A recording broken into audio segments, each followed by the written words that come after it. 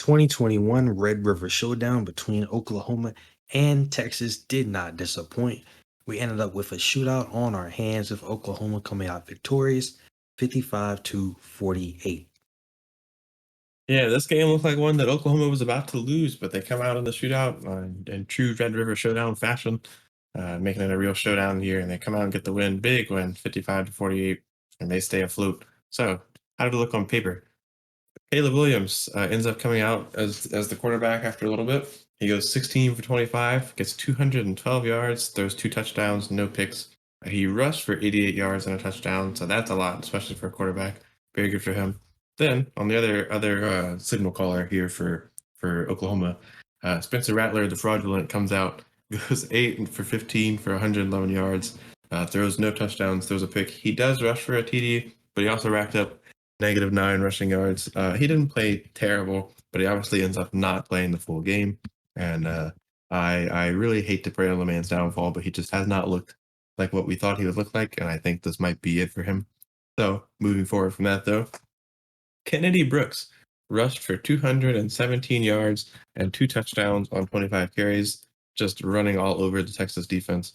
Marvin Mims gets 136 yards and grabs both of those receiving touchdowns. Casey Kelleher recovers an Xavier Worthy fumble, and then Spencer the Rattler, the fraudulent, also made fumbled as well. I covered that I think a minute ago. Now, as we move on to Texas, they played a good game. They could have won this game. It was a shootout through and through. Casey Thompson comes out and goes 20 for 34, 388 yards, 5 touchdowns, and no picks, but he ends up with -24 rushing yards.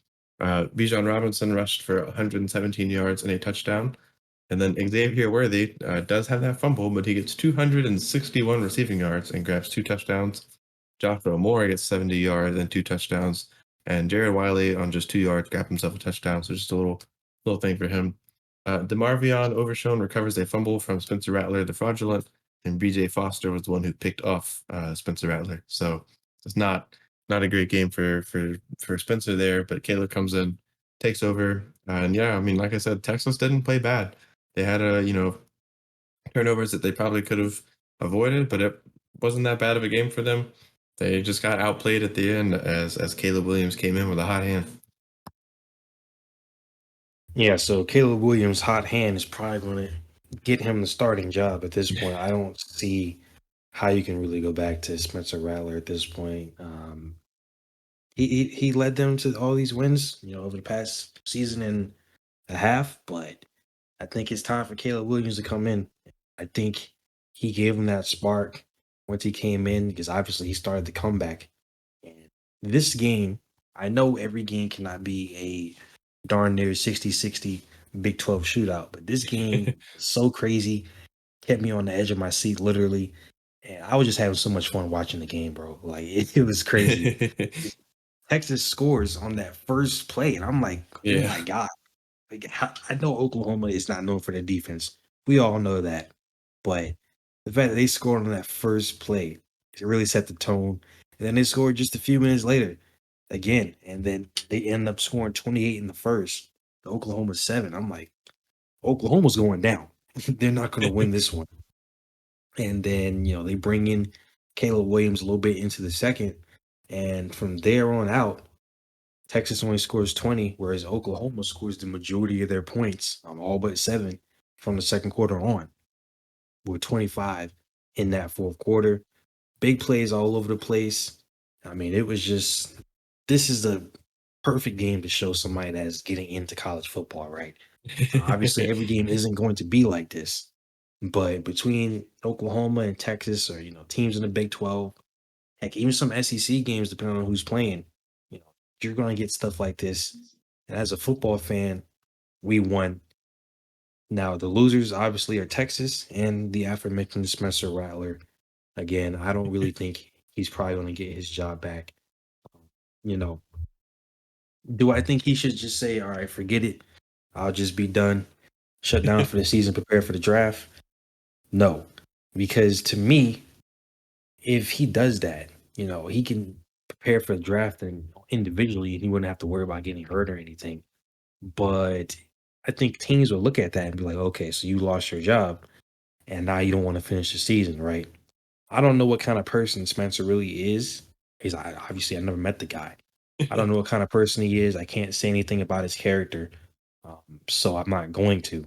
But if that was something that he was considering, I don't think it would be worth it. I think people will look at him a lot better.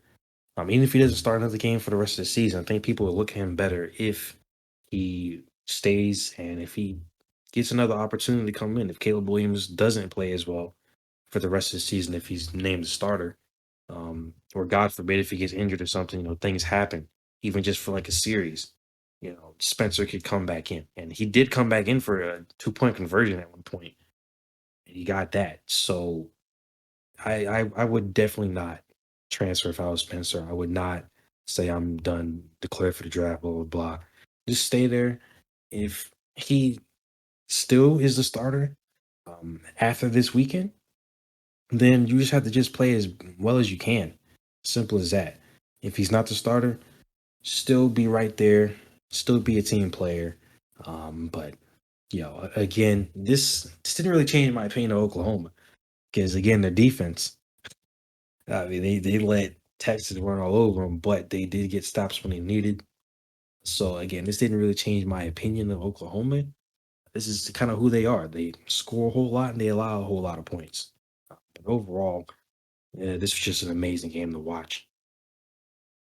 Yeah, I mean, I think I haven't met Spencer Rattler either, and I know I just like insulted him like every time I mentioned his name a few minutes ago. But I think for him, transferring is definitely the bad option. He could still be the starter, but I'm not really sure he would be. And if he's not, I think it is best to stay there and try to be a team player. And obviously, Oklahoma hasn't given up on him.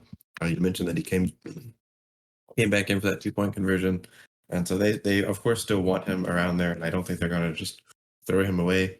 But yeah, it's not going to look good on his NFL chances if he was to transfer or anything like that. So I think he should definitely stay and to try to make up the best of a of whatever situation he gets. And of course, there's no official word. He could still be starting next week, so we'll just have to see how it goes from here. And yeah, I mean this was a great game, and if you want somebody to see why football is exciting in general, this is the game to show them. At least as far as recent games go, especially for college. We had another NFL game this week that was similar to this one, so we'll touch on that in a little bit. But very, very, very exciting game. And just, I mean, yeah, you said it best. Football fans won. Texas didn't, but Texas, I would say, was almost back. We've been making that joke each episode that we mentioned Texas, I think, and I'll keep up with it. But I think Texas, they really showed some heart in this game, and they are definitely a team that has good potential. But I don't. I mean, obviously the playoffs aren't going to happen for them. So fun game though. Very, very, very fun game. Probably the highlight of college football this week, other than Alabama getting clapped.